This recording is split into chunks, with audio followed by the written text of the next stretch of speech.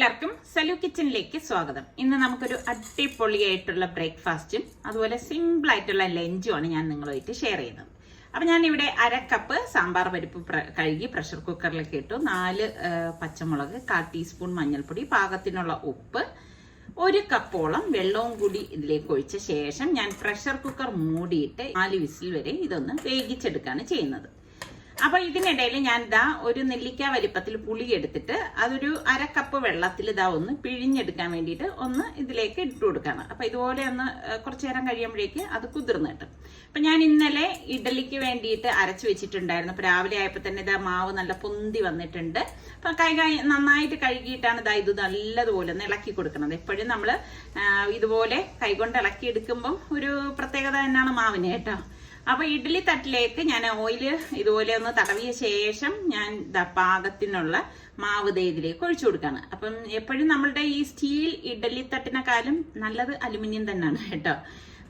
അതെന്താണ് അതിന്റെ ആ ഒരു രഹസ്യം എന്ന് എനിക്ക് അറിയത്തില്ല. പക്ഷെ നമ്മൾ രണ്ടിലും ഉണ്ടാക്കുമ്പം എനിക്ക് ബെറ്റർ ആയിട്ട് തോന്നിയിട്ടുള്ളത് അലുമിനിയത്തിന്റെ തട്ടിലാണ് കേട്ടോ. അപ്പൊ ഞാൻ മാവെല്ലാം കോരി ഒഴിച്ചു. അപ്പൊ ഇനി ഇതൊന്ന് ആവിയേറ്റിയെടുക്കാണ്. ഇതിനിടയിൽ സ്റ്റീം പോയപ്പോൾ ഞാൻ ഗ്യാസ് ഓഫ് ചെയ്തിട്ടുണ്ടായിരുന്നു. കുക്കർ തുറന്നപ്പോൾ നമ്മളുടെ സാമ്പാറിന്റെ പരിപ്പ് നന്നായിട്ട് വെന്തിട്ടുണ്ട്. അപ്പൊ അതൊന്ന് ഉടച്ചു കൊടുക്കാണ്, പെട്ടെന്ന് ഉടഞ്ഞു കിട്ടും കേട്ടോ.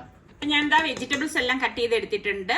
അമരയ്ക്ക, സവാള, വെള്ളരിക്ക, അതുപോലെ തന്നെ പടവലങ്ങ, കത്തിരിക്ക, ചേന, ചേമ്പ്, മുരിങ്ങയ്ക്ക, ഇത്രയും വെജിറ്റബിൾസ് ആണ് ഞാൻ ഇതിലേക്ക് എടുത്തിരിക്കുന്നത്. എന്നിട്ട് ഞാൻ ഈ കട്ട് ചെയ്ത് കഴുകി വെച്ചിരുന്ന വെജിറ്റബിൾസ് എല്ലാം ഞാൻ ഈ പ്രഷർ കുക്കറിലേക്ക് ഇട്ട് കൊടുക്കുകയാണ് ചെയ്യുന്നത്. ഇനി നമുക്കിതിലേക്ക് പുളി ഞാൻ പിഴിഞ്ഞെടുത്ത് വെച്ചിട്ടുണ്ടല്ലോ. അപ്പൊ പുളിയൊക്കെ ഇറങ്ങി വന്നിട്ടുണ്ട്. അപ്പൊ അതിന്റെ കൊത്തു മാറ്റിയിട്ട് പുളിവെള്ളം മാത്രം നമുക്കിതിലേക്ക് ഇതുപോലെ ഒന്ന് ഒഴിച്ചു കൊടുക്കാം. ഇനി വേണ്ട നമുക്ക് ഇതിലേക്കുള്ള പാകത്തിനുള്ള വെള്ളമാണ്. ഞാനിവിടെ ഏകദേശം 1.5 കപ്പ് വെള്ളം ഇതുപോലെ ഒഴിച്ചു കൊടുക്കാണ് കേട്ടോ. ഇതുപോലെ ഒഴിച്ചു കൊടുത്ത ശേഷം നന്നായിട്ടൊന്ന് ഇളക്കി കൊടുക്കാം. എല്ലാം കൂടെ മിക്സ് ചെയ്ത ശേഷം നമുക്കിതിലേക്ക് 1/4 ടീസ്പൂൺ കായപ്പൊടി ഞാൻ ഇട്ട് കൊടുക്കാണ്. ഇനി മുഴുവനുള്ള കായം നിങ്ങളുടെ കയ്യിലുണ്ടെങ്കിൽ അത് ഇട്ട് കൊടുത്താലും മതി. നീ പ്രഷർ കുക്കർ മൂടി നമുക്ക് വെയിറ്റ് ഇട്ടിട്ട് ഒറ്റ വിസിൽ മതി. ഇത് മീഡിയത്തിന് ലോയ്ക്കും ഇടയ്ക്ക് ഫ്ലെയിം വെച്ചിട്ട് റെഡിയാക്കി എടുക്കുക. അപ്പൊ ഇതിനിടയിൽ നമ്മളുടെ ഇഡലിയൊക്കെ റെഡിയായി വന്നിട്ടുണ്ട്.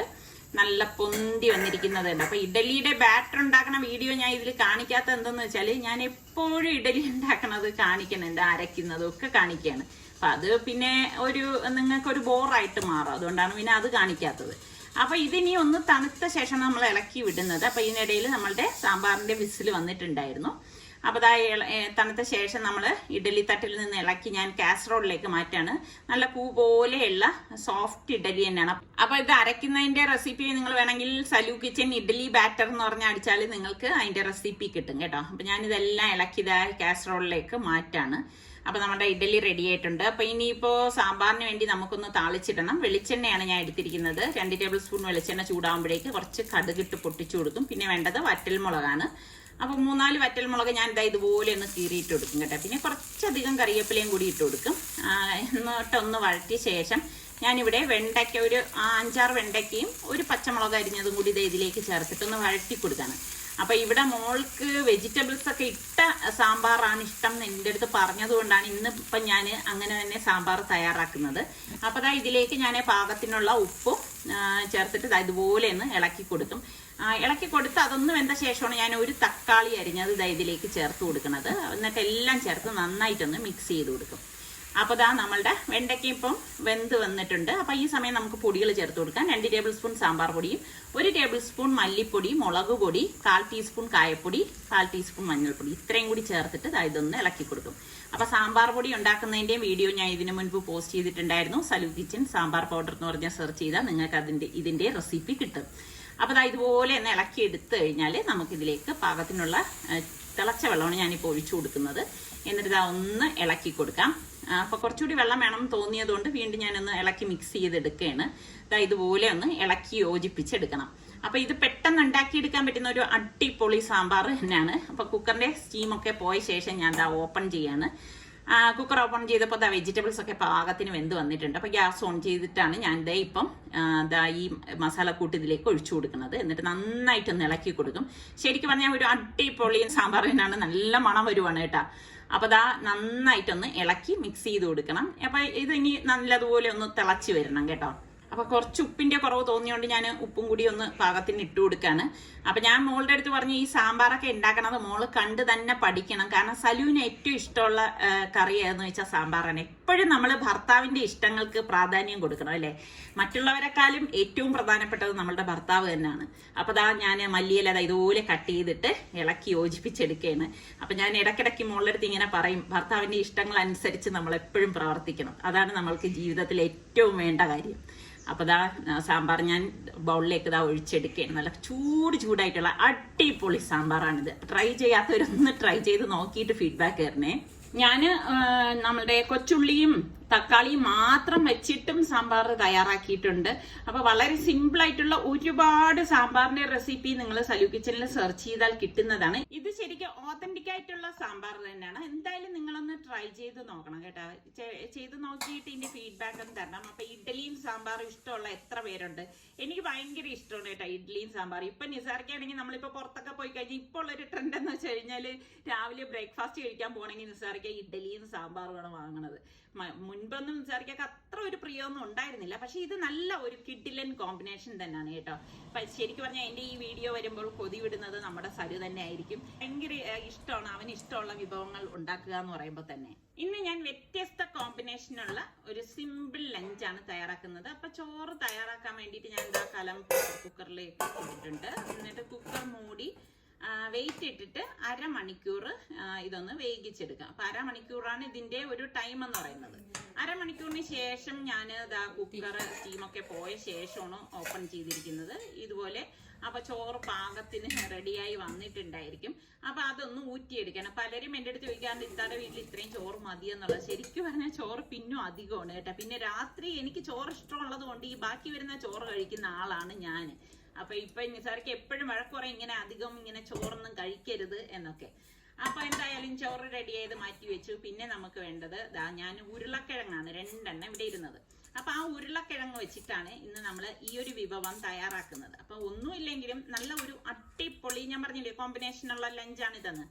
അപ്പൊ ഞാൻ ഇതിനൊപ്പം ഒരു സവാളയും കൂടി എടുക്കുകയാണ്. എന്നിട്ട് ഇനി ഇതിപ്പോ നന്നായിട്ടൊന്ന് കഴുകിയെടുക്കാം. മിക്കവാറും പേരുടെ വീട്ടിൽ ഉരുളക്കിഴങ്ങൊക്കെ ഉണ്ടാവുമല്ലേ. അപ്പൊ എന്തായാലും നിങ്ങൾ ഈ ഞാൻ കാണിക്കുന്ന ഈ റെസിപ്പി ഒന്ന് ട്രൈ ചെയ്ത് നോക്കണം. നോക്കിയിട്ട് എനിക്കൊന്ന് ഫീഡ്ബാക്ക് കൂടെ തരണം, നിങ്ങൾക്കൊക്കെ ഇഷ്ടമായോ ഇല്ലയോ എന്നുള്ളത്. എല്ലാവരും ഇഷ്ടപ്പെടുന്നതും വ്യത്യസ്ത രീതിയിലുള്ള ടേസ്റ്റ്, വെറൈറ്റി ടേസ്റ്റോട് കൂടിയിട്ടുള്ള കറികൾ തന്നെയാണ്.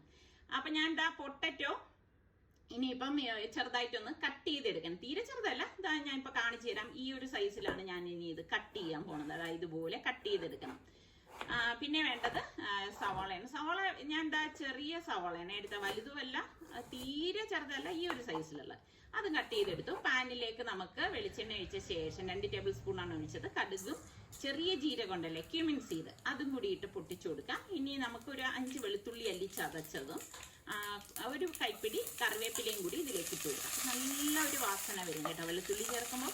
പിന്നെ 1 ടേബിൾ സ്പൂണോളം ചില്ലി ഫ്ലേക്സ് തരിതരിപ്പായിട്ട് പൊടിച്ച മുളകാണ് കേട്ടോ, അതും കൂടി ഇട്ട് 1/2 ടീസ്പൂൺ മഞ്ഞൾപ്പൊടിയും കൂടി ചേർത്ത് ഇതൊന്ന് ഇളക്കി കൊടുക്കാം. അപ്പോൾ പൊടി ഇടുമ്പോൾ നമ്മൾ ഫ്ലെയിം ഒന്ന് കുറച്ച് കൊടുത്തേക്കണം, അല്ലെങ്കിൽ എന്താ വെച്ചാൽ കരിഞ്ഞു പോകും. പിന്നെ വേണ്ടത് നമ്മുടെ ഈ കട്ട് ചെയ്ത് വെച്ചിരിക്കുന്ന സവാളയും പൊട്ടറ്റോയും കൂടി നമുക്ക് ഇതിലേക്ക് ഇട്ട് കൊടുക്കാം. ഇട്ട് കൊടുത്തിട്ട് നന്നായിട്ടൊന്ന് ഇളക്കിയെടുക്കാം. അതാ ഇതുപോലെ ഒന്ന് ഇളക്കിയെടുക്കണം. ഇളക്കിയാണ് നമ്മളിത് റെഡിയാക്കി എടുക്കുന്നത് കേട്ടോ. അപ്പോൾ അതാ ഇളക്കി ഒരു 2-3 മിനിറ്റ് ഇതുപോലെ ഒന്ന് ഇളക്കിയ ശേഷം ഞാൻ ഇതിലേക്ക് പാകത്തിനുള്ള ഉപ്പും കൂടി ചേർത്തൊന്ന് മിക്സ് ചെയ്ത് കൊടുക്കുകയാണ്. ഇതുപോലെ ഒന്ന് ഇളക്കി യോജിപ്പിച്ച്, അതായത് നമ്മളിട്ട പൊടികൾ അതിലേക്ക് പിടിക്കാൻ വേണ്ടിയിട്ടാണ് ഇതുപോലെ ഒന്ന് ഇളക്കിയെടുത്തത്. ഇനി നമുക്കിതൊന്ന് മൂടി വെച്ചാണ് ആവിയേറ്റി വേവിച്ചെടുക്കുന്നത്. വെള്ളം ചേർക്കേ ചെയ്യരുത്, ഒരു തുള്ളി വെള്ളം പോലും ചേർക്കരുത്. ഒരു 3-4 മിനിറ്റ് കഴിയുമ്പോഴേക്ക് അടപ്പ് മാറ്റിയിട്ട് നമ്മൾ വീണ്ടും ഒന്ന് ഇളക്കി കൊടുക്കണം. അപ്പം ഏകദേശം പാകമായി വരുന്നുണ്ട്. വീണ്ടും ഞാൻ മൂടി വെച്ച് കൊടുക്കുകയാണ്. അപ്പം ഇതിനിടയിൽ ഞാൻ മുട്ട ഒന്ന് പുഴുങ്ങിയെടുക്കുകയാണ്. അപ്പം മുട്ട പുഴുങ്ങണം. ഞാൻ പ്രഷർ കുക്കറിലേക്ക് ഇതുപോലെ ഉപ്പിട്ട ശേഷം കുക്കർ മൂടിയിട്ടാണ് പുഴുങ്ങിയെടുക്കുന്നത്. എൻ്റെ കയ്യിലുണ്ടായിരുന്ന സ്റ്റീമർ സലു കൊണ്ടുപോയി കേട്ടോ. അപ്പൊ പൊട്ടറ്റോ വീണ്ടും ഞാൻ അടപ്പ് മാറ്റിയിട്ട് ഒന്ന് ഇളക്കിയെടുക്കുകയാണ്. അപ്പൊ കറക്റ്റ് പരുവത്തിന് വെന്ത് വന്നിട്ടുണ്ട് കേട്ടോ. ഇനി ഞാൻ കറി ഉണ്ടാക്കാൻ വേണ്ടി എളുപ്പത്തിന് വേണ്ടിയേ മിക്സിയുടെ ജാറിലേക്ക് വലിയ 2 ടേബിൾ സ്പൂൺ തൈരും 1 പച്ചമുളകും 1/4 ടീസ്പൂൺ ചെറിയ ജീരകം ക്യൂമിൻ സീഡും വെച്ചിട്ട് മിക്സി ഒന്ന് അടിച്ചെടുക്കും. ഇതുപോലെ ഒന്ന് അടിച്ചെടുക്കും. ചട്ടിയിലേക്ക് 1 ടേബിൾ സ്പൂൺ വെളിച്ചെണ്ണ ഒഴിച്ച് കുറച്ച് കടുക്, ഉലുവ, പിന്നെ ഒരു 2 വെളുത്തുള്ളി അല്ലി, 2-3 കൊച്ചുള്ളി, പച്ചമുളക് ഇത്രയും ചേർത്ത് നമുക്ക് 2-3 വറ്റൽ മുളകും കൂടി ഇട്ട് കൊടുക്കണം. കുറച്ച് കറിവേപ്പിലയും കൂടി ചേർത്തൊന്ന് വഴറ്റി കൊടുക്കാം. ഇതുപോലെ ഒന്ന് വഴറ്റിയെടുക്കണം. അപ്പൊ ഇതൊന്നും കരിഞ്ഞു പോകാതിരിക്കാൻ പ്രത്യേകം ശ്രദ്ധിച്ചേക്കണേ. വഴറ്റിയ ശേഷം ഞാൻ അതിലേക്ക് 1/4 ടീസ്പൂൺ മഞ്ഞൾപ്പൊടി, 1/4 ടീസ്പൂൺ ഉലുവാപ്പൊടി, 1/4 ടീസ്പൂൺ കാശ്മീരി ചില്ലി പൗഡറും ചേർത്താണ് ഇതൊന്ന് ഇളക്കി എടുക്കുന്നത്. ഇനി ഞാൻ ഗ്യാസ് ഓഫ് ചെയ്തിട്ടുണ്ട്. ഗ്യാസ് ഓഫ് ചെയ്ത് ഒരു 2-3 മിനിറ്റ് കഴിഞ്ഞിട്ടാണ് ഞാനിപ്പം ഈ അരപ്പ് ഇതിലേക്ക് ഒഴിച്ചു കൊടുത്തിരിക്കുന്നത് കേട്ടോ. ഉടൻ നമ്മളിത് ഒഴിച്ചു കൊടുക്കരുത്. ഉടൻ ഒഴിച്ചു കൊടുത്തു കഴിഞ്ഞാൽ ഈ മോര് അതായത് പിരിഞ്ഞു പോകും. മിക്സിയിൽ നമ്മൾ അടിച്ച് ലൂസാക്കിയതാണല്ലോ.